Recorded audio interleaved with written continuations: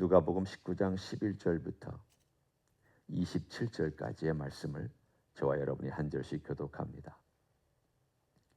그들이 이 말씀을 듣고 있을 때에 비유를 더하여 말씀하시니 이는 자기가 예루살렘에 가까이 오셨고 그들은 하나님의 나라가 당장에 나타날 줄로 생각함이더라. 이르시되 어떤 귀인이 왕위를 받아 가지고 오려고 먼 나라로 갈 때에 그 종 열을 불러 은화 10문안을 주며 이르되 내가 돌아올 때까지 장사하라 하니라. 그런데 그 백성이 그를 미워하여 사자를 뒤로 보내어 이르되 우리는 이 사람이 우리의 왕됨을 원하지 아니하나이다 하였더라.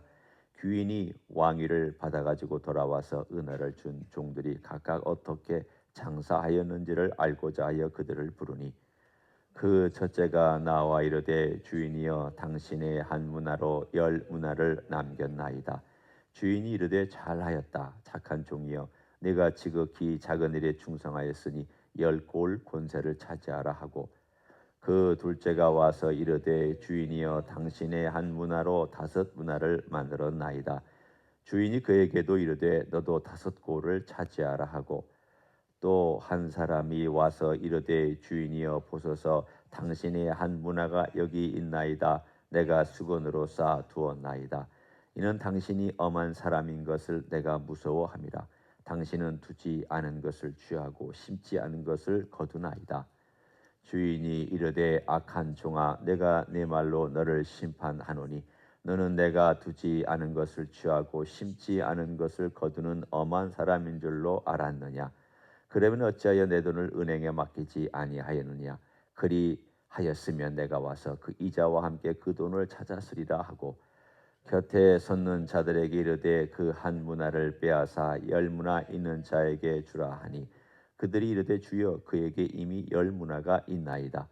주인이 이르되 내가 너에게 말하노니 무릇 있는 자는 받겠고 없는 자는 그 있는 것도 빼앗기리라. 같이 읽습니다. 그리고 내가 왕됨을 원하지 아니하던 저 원수들을 이리로 끌어다가 내 앞에서 죽이라 하였느니라. 아멘. 오늘 우리에게 주신 이 비유는 상당히 깁니다. 아마 비유 중에 제일 긴 비유 중에 하나일 겁니다. 물론 우리가 알고 있는 탕자의 비유도 이것보다는 길지만 그래도 굉장히 비유로서는 긴 비유죠. 그런데 이 문화의 비유는 달란트 비유하고 또 다릅니다. 달란트 비유는 은사에 관련된 이야기입니다. 그렇기 때문에 초점이 좀 다르죠. 그런데 이 문화의 비유는 은사에 대한 이야기라기보다 나에게 주어진 일생이라고 할 수도 있고요. 내가 예수 믿고 또 주님을 믿은 이후의 삶의 시간이라고도 할 수도 있는 기회를 말하고 있습니다. 그러니까 10사람이 각 한 문화씩을 받았습니다. 10사람 전체 얘기는 안 나오고 첫째 사람, 둘째 사람, 그리고 셋째 사람 이야기만 나옵니다. 모두가 다 한 문화씩을 받아서 그 한 문화씩 장사하도록 주님께서 명령하시고 떠나셨습니다. 그런데 오늘 이 말씀이 왜 주어졌는가를 생각해 볼 필요가 있습니다. 11절에 보면 그들이 이 말씀을 듣고 있을 때에 비유를 더하여 말씀하시니 이는 자기가 예루살렘에 가까이 오셨고 그들은 하나님의 나라가 당장에 나타날 줄로 생각함이더라. 그러니까 바꾸어 얘기하면 예수님께서 예루살렘에 올라가시면 금방 메시아로서 모든 만국을 통치하고 로마를 몰아내고 드디어 평화로운 나라가 올 것이다라고 기대했던 제자들이나 주변의 사람들에게 비유로 말씀하셨습니다. 그러면 이 비유에서 말씀하신 내용에 대한 답이 있습니다. 제일 먼저 중요한 답은 지금이 아니다. 지금이 아니다. 거기 분명히 말씀하셨죠. 12절에 어떤 귀인이 왕위를 받아 가지고 오려고 먼 나라로 갈 때에, 이건 비유이기 때문에 먼 나라가 뭐냐 또는 왕위를 받아 가지고 오는 게 뭐냐 이게 중요한 게 아니라 주님께서 이 땅에 오셨을 때는 왕으로 통치하시기 위해서 오신 것이 아니라 구세주로 우리를 구원하시기 위해서 오셨다는 것을 강조하고 있습니다. 이분이 왕이 아니라는 말은 아닙니다. 왕이십니다. 그러나 왕권을 행사하지 않으신다는 뜻입니다. 나 왕 맞다. 나 메시아 맞다. 그러나 나는 메시아로서 너희를 위해 죽기 위해서 이 땅에 왔지 너희를 다스리기 위해서 온 것은 아니다. 그리고 내가 그 왕권은 얼마 후에 가져올 거다. 그리고 암시를 했습니다. 먼 나라로 갔다는 얘기는 뭐냐면 시간이 좀 걸릴 것이다. 그 뜻입니다. 그러니까 그들이 말하는 것처럼 하나님의 나라가 당장에 나타나는 것이 아니라 여기서 하나님의 나라는 미래에 올 완전한 메시아의 나라, 메시아가 직접 다스리는 그 나라는 좀 시간이 걸린다.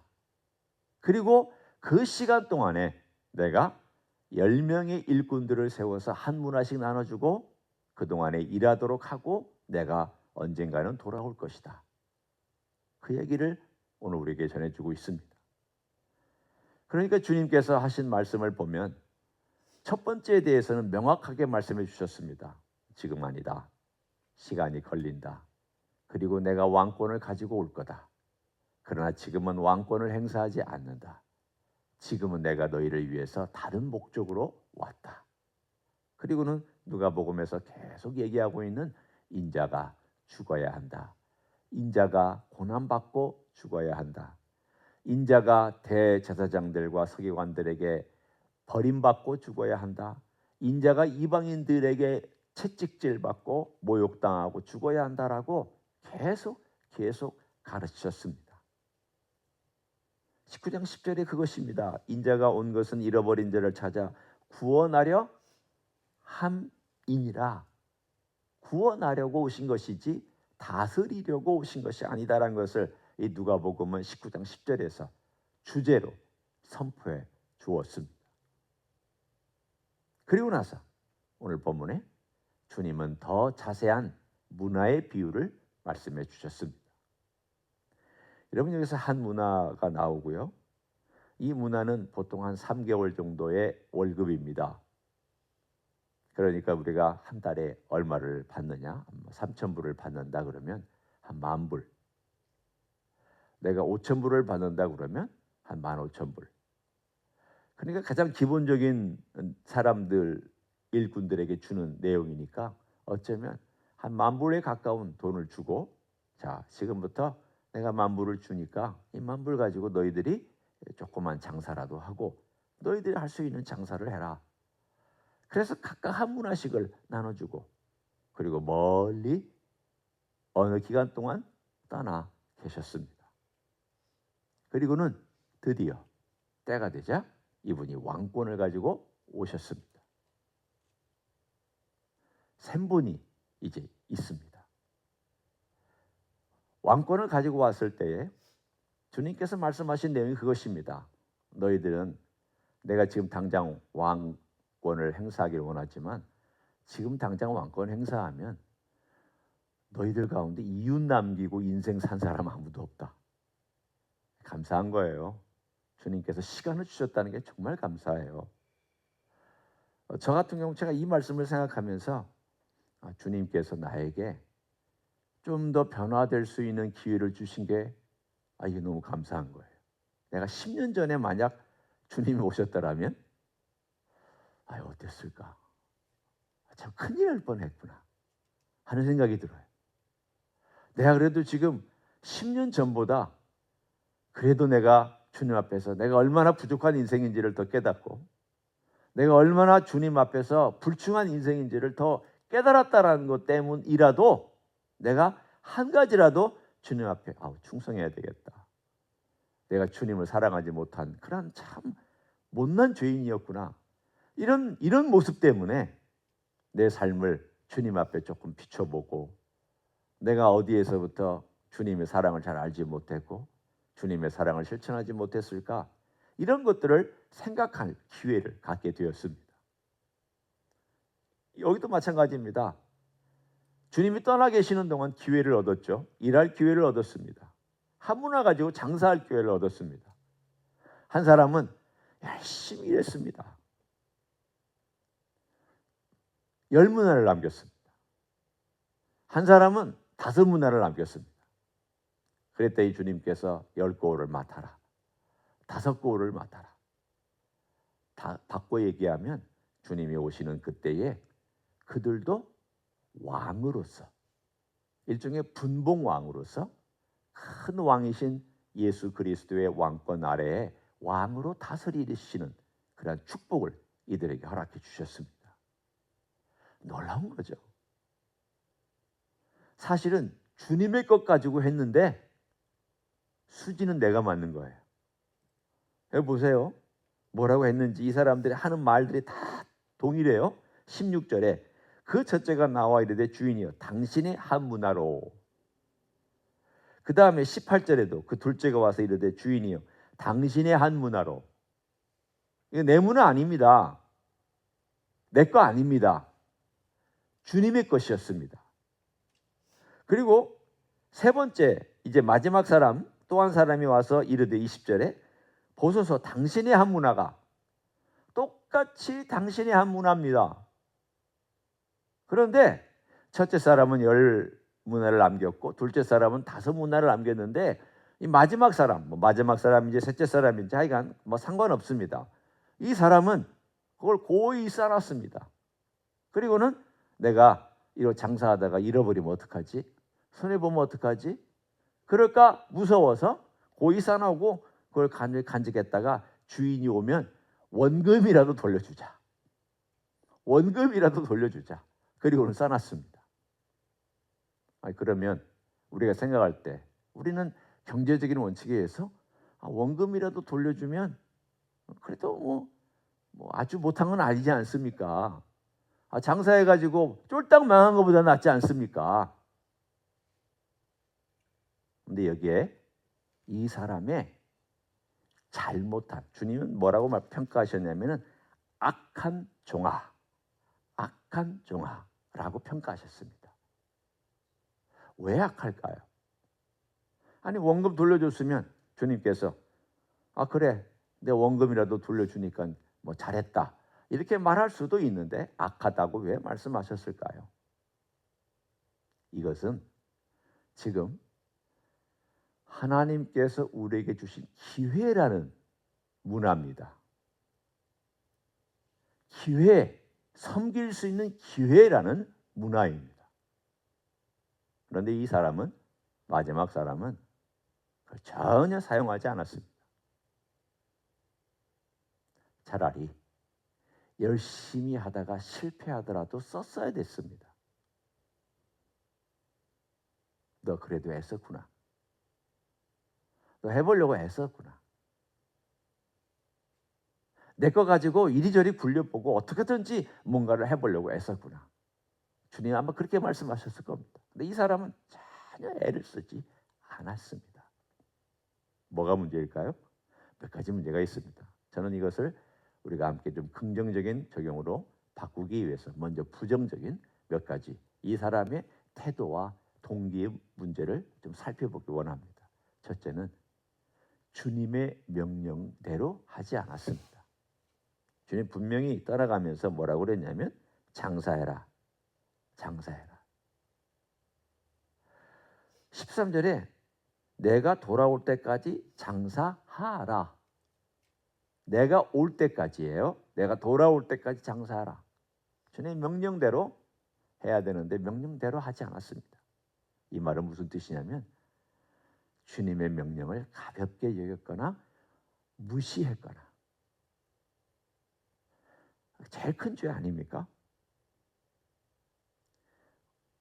그리스도인, 지금 여기에서 10명의 종들은 다 그리스도인들입니다.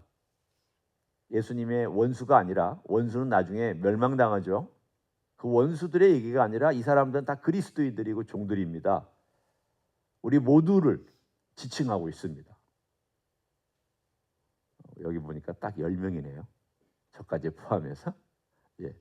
예를 들면 이 10명이 여기 있는데 이 10명이 다 주님의 종이라는 뜻이에요.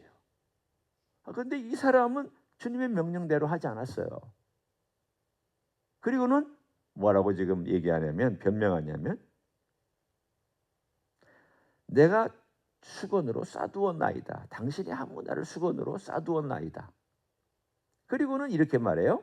당신은 엄한 사람인 것을 내가 무서워합니다. 바꿔 얘기하면 당신은 굉장히 정밀하게 지켜보고 이런 모든 것에 대해서 무섭게 심판하는 분이라는 걸 내가 알고 있습니다. 그러면 생각해 보십시오. 주님께서 이런 사람이라는 것을 알았다면 어떻게 했어야 되겠습니까? 네가 그것 가지고 은행에다라도 맡겨놔야 되지 않았느냐. 바꿔 얘기하면 그것 가지고 어떻게 활용할지 제일 게으른 방법이라도 뭔가는 했었어야 된다는 뜻입니다. 근데 이 사람의 문제는 왕에 대한 견해가 아주 9명하고 달랐습니다. 예수님을 무서운 분으로만 알고 심판하는 분으로만 알았습니다. 우리 어떻게 알아야 될까요? 예수님께서 우리에게 주신 이 기회를, 일할 수 있는 기회를 은혜로 아는 거죠. 내가 섬길 수 있다는 것이 은혜고 내가 지금 살아있다는 것이 은혜잖아요. 그럼 내가 이 살아있는 교회와 이 은혜의 교회에 내가 주님을 섬겨서 이윤을 남길 수 있는 기회, 복이잖아요.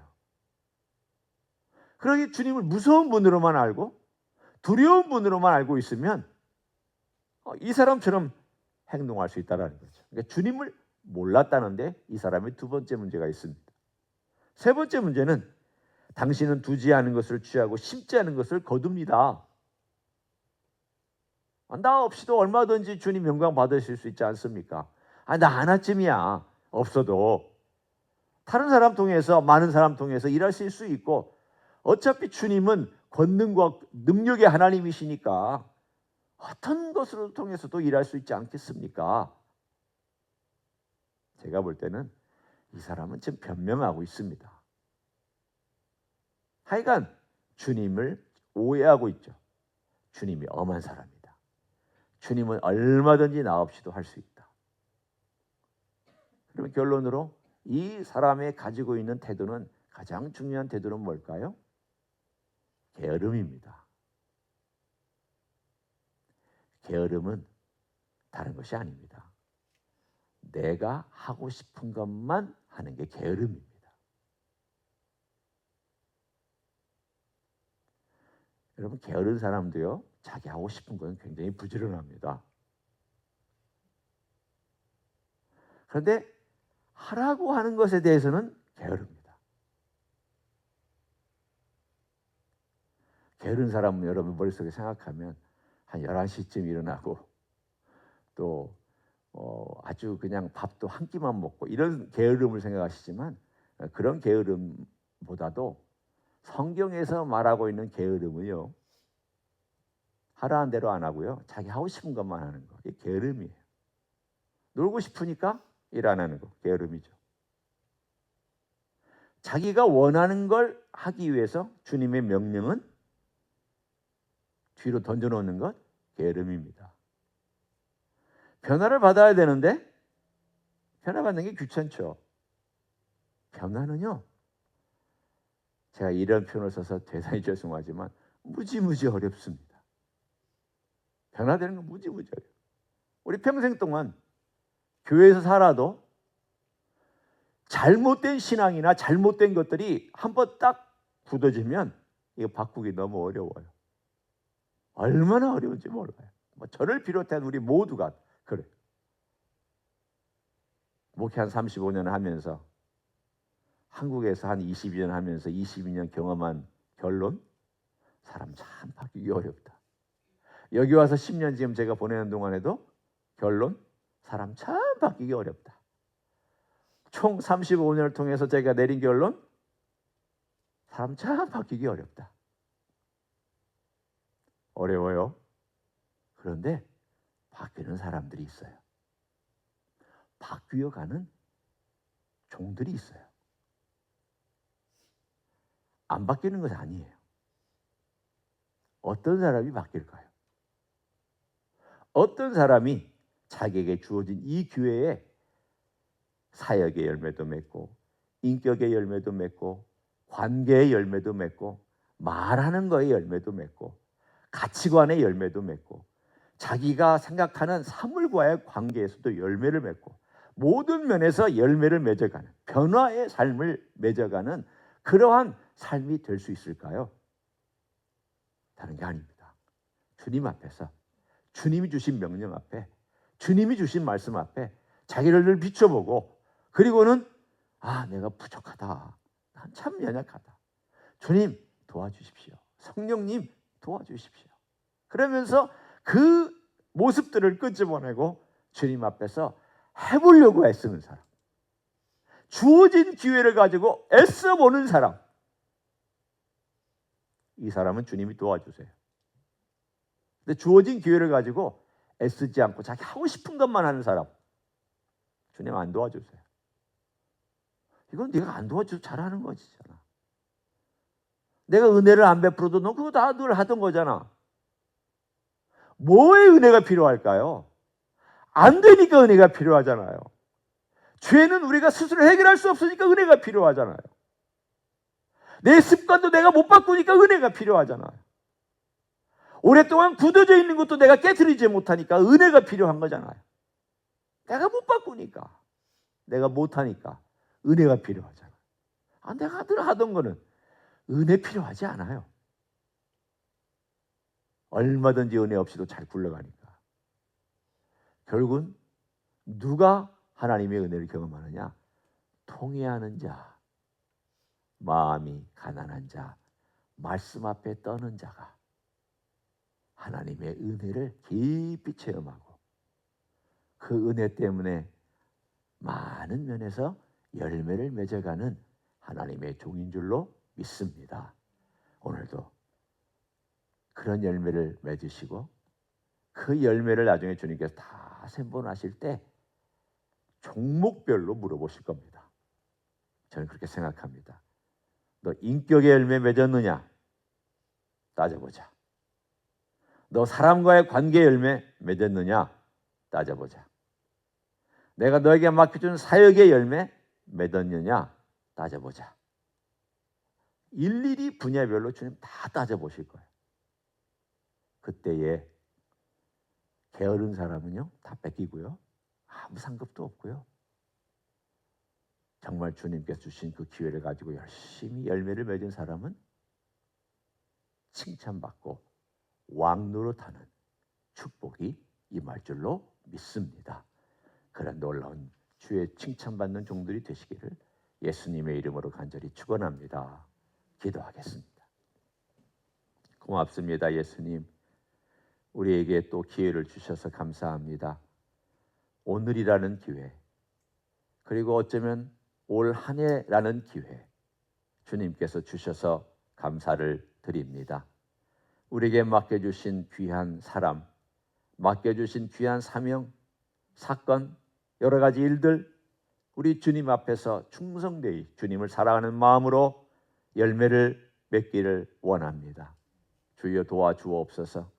어떨 때는 하기 싫고 어떨 때는 힘들고 어떨 때는 게으름 피우고 싶고 어떨 때는 피하고 싶고 어떨 때는 마주하고 싶지 않은 그러한 일들이나 사람이나 혹은 환경이나 조건이나 이 모든 것 속에서 주님의 은혜가 없이는 할 수가 없나이다. 주여 우리를 불쌍히 여기시고 주님의 은혜를 베풀어 주옵소서. 주님의 은혜로 우리에게 맡겨주신 이 한 문화의 기회를 잘 살려서 많은 문화를 남길 수 있는 하나님의 종들이 되게 하여 주시옵소서. 이제는 우리 구주 예수 그리스도의 은혜와 하나님 아버지의 극진하신 사랑과 성령 하나님 교통하심의 역사가 오늘도 주신 기회를 살려서 주님 앞에 열매를 맺어가기를 소원하는 이 자리에 참여한 모든 종들 위에와 주임지 히스교회 위에와 이민교회들, 광곡교회들과 선교사님들 위에 이제부터 영원히 함께 하실지어다. 아멘.